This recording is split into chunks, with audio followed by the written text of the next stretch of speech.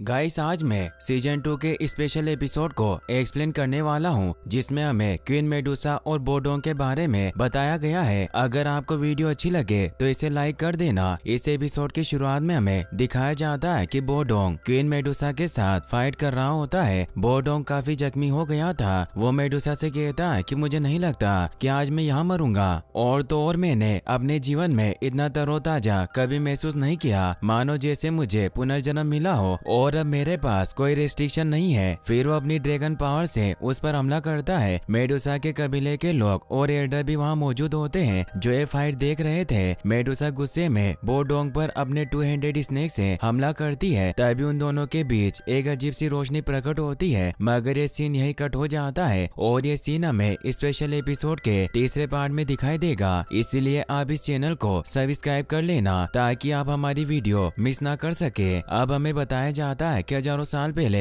इंसानों और नाग पुरुषों के बीच युद्ध हुआ, पर यह युद्ध कभी खत्म नहीं हुआ। नाग पुरुष यानी सर्पेंट मैन बहुत बलवान थे, लेकिन मनुष्यों की संख्या काफी ज्यादा थी, इसीलिए उन्होंने उन पर काबू पाया और नाग पुरुषों को टेगर डेजर्ट में भगा दिया, जहाँ उनका रहना मुश्किल हो और उनकी जिंदगी मौत से भी बदतर बन जाए। इस वजह से ही नाग पुरुष और इंसान अभी भी दुश्मन है। समय के साथ दोनों जातियों के कुल और ज्यादा मजबूत होते गए ताकि वो एक दूसरे का सामना कर पाए।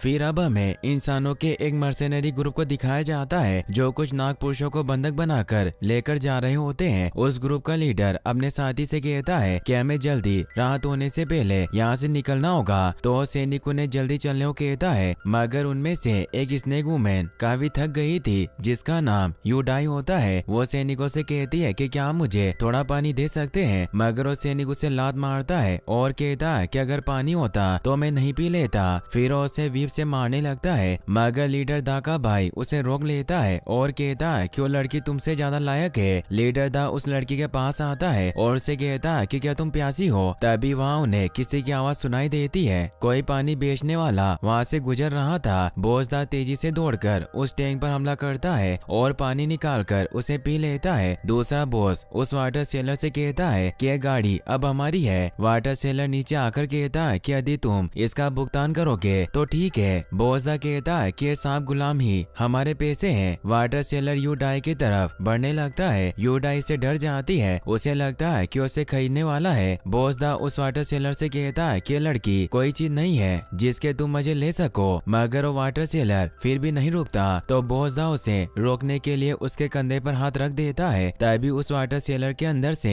एक एनर्जी निकलती है और बॉस दा नीचे गिरकर मारा जाता है। सभी से बहुत डर जाते हैं। वाटर सेलर कहता है कि मुझे उन लोगों से नफरत है जो मेरी बॉडी को टच करते हैं। दूसरा बॉस अपने भाई की मौत से गुस्सा होकर अपने सभी लोगों से उस वाटर सेलर को खत्म करने को कहता है, लेकिन वो वाटर सेलर अपनी खास टेक्निक से उन सभी को मार देता है। और हमें यहाँ पता चलता है कि वो वाटर सेलर बोडोंग होता है। बोडोंग उस दूसरे बॉस के ऊपर सिर्फ अपनी एक फिंगर से हमला करता है, जिससे वो बहुत दूर जाकर गिरता है। बोडोंग कहता है कि प्रत्येक प्राणी की नियति जन्म से पहले ही तय है, इसीलिए तुम शांत रहकर मुझे मेरा काम करने दो, यही तुम्हारा सबसे अच्छा ऑप्शन है। दूसरे बॉस की सभी हड्डियां टूट चुकी थी, इसीलिए उठ नहीं पाता और बोडोंग से कहता है कि तुमने मेरे भाई को मारा, मैं तुम्हें खत्म कर दूंगा। बोडोंग यूडाई के पास आकर कहता है कि मुझे एक दोस्त ने तुम्हें घर ले जाने को कहा है, और वो उसकी हथकड़ियां तोड़ देता है और उसे लेकर जाने लगता है। बोडोंग जाते हुए दूसरे बॉस से कहता है कि मैं इस स्नेक वुमन को खरीद रहा हूँ, और उसकी तरफ कुछ पैसे फेंकता है। अब वो बाकी सभी स्नेक मैन को भी खोल देता है। दूसरा बॉस बोडोंग को कहता है कि मैं तुम्हें नहीं छोड़ूंगा, तुम जल्दी अपनी गलती का भुगतान करोगे। तभी वो बंधक स्नेक मैन उस पर हमला करके उसे मार देते हैं। अब बोडोंग यूडाई को अपनी गाड़ी में लेकर वहाँ से निकल जाता है। यूडाई बोडोंग से पूछती है कि तुम्हारे जिस दोस्त ने मुझे बचाने भेजा, क्या मैं उसे जानती हूँ और तुम्हारा नाम क्या है। लेकिन बोडोंग कोई जवाब नहीं देता।